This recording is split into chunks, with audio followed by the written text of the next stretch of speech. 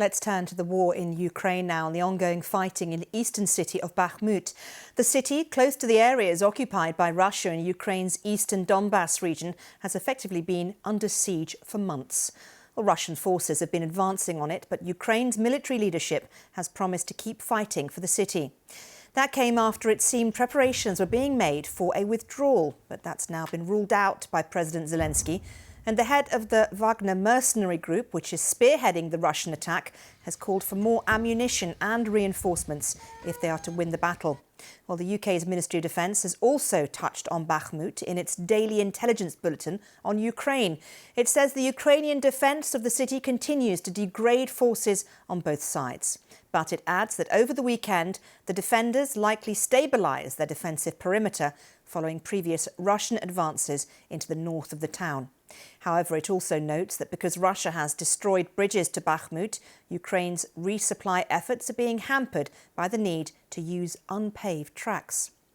Well, we often report on the statistics about casualties from the war in Ukraine, but rarely do we actually hear about what happens to those who've been injured in the conflict. Well, now the BBC has been given access to one hospital in Lviv in western Ukraine, where the wounded are given specialist rehabilitation treatment. Now, warning, you may find some parts of this report from our Ukraine correspondent, James Waterhouse, upsetting. This is when Ilya Pilipenko's war ended. His tank had just gone over a mine in the southern Kherson region last September. He holds on as his comrades take him to safety. Ilya suffered burns across a third of his body and seriously injured his leg. The journey for wounded soldiers is a long one. In Lviv, western Ukraine, thousands end up at this rehabilitation centre. In this war of old, injuries from explosions or shells are the most common.